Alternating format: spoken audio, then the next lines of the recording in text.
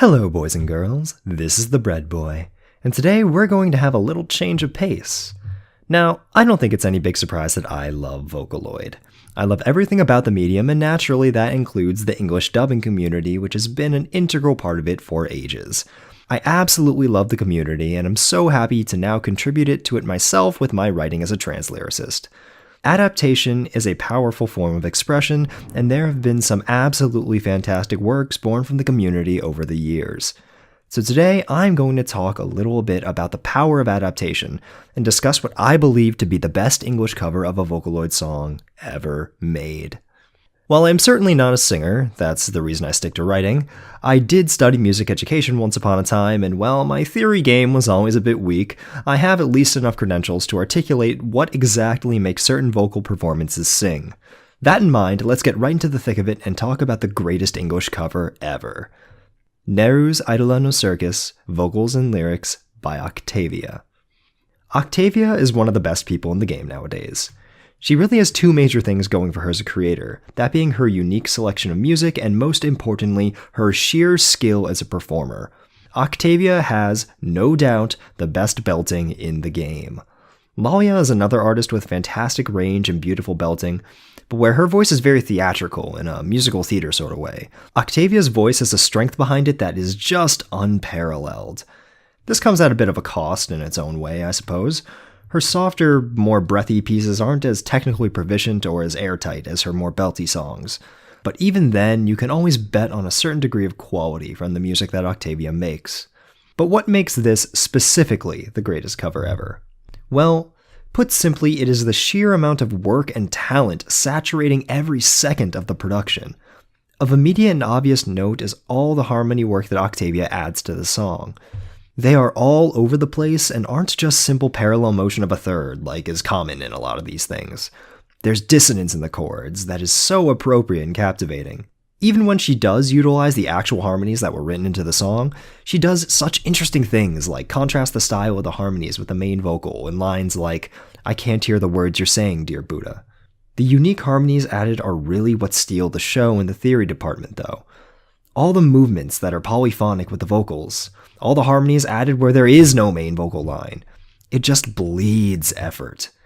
The lines are complex and layered, and it all just mixes together perfectly. All of this is without even discussing the most obvious thing about the cover, the heart-stopping vocal performance. Like any good belty rock song, the style is marked and separated, with clear diction in order to emphasize the hits. One of the most common things to get incorrect in English covers, I find, is to use an incorrect or otherwise sloppy execution of the style. But Oktavia does this amazingly.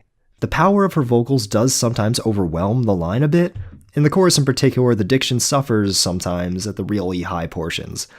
But that's hardly much of a trade-off for what is some of the most captivating belting I've ever heard. Furthermore is her vibrato, which doesn't fall into the common trap of consuming too much of the note when sustaining. It's beautiful and adaptive to the tone of the line. In short, I love it. A real problem with a lot of cover artists is how they sing incredibly forward all the time, placing everything practically in the mask of the face. But Oktavia pulls back and lets some actual tone and color into her voice. It's just fantastic. Another minor critique, though, is that the very, very last word of the song, out, suffers from having some flying T's. That is, you kind of get an effect that's like out. The phonemes are close enough together that it's nothing egregious, and it's also literally one word, so nothing major is lost. And lastly, while this is Bread Boy's choral classroom, I do still want to talk a bit about the trans lyrics and how they are fantastic. It hits all the check marks to be good. Things like a consistent rhyming scheme and lyrics that don't needlessly deviate from the original line. But then there are things like the allusion to Mara, which, while not a part of the original script, naturally fits with the ideas of perversion and the allusions to Buddha, which is just so clever. Furthermore, there's one of my favorite lines from a cover ever.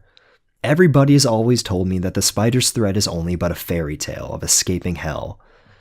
Not only is the flow breakneck, but the actual rhymes are so unique and great, especially that first one with "told me" and "only." It is all just so silky smooth in context.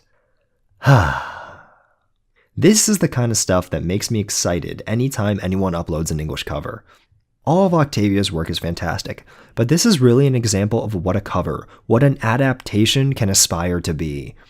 And I know that a lot of this is just how the song appeals to my own particular taste, but that doesn't change the fact that the technical execution and the theory work is absolutely fantastic. This song, this stuff right here, this is art. Everyone go listen to all of Octavia's covers. They're some of the best out there today. Really. Thank you.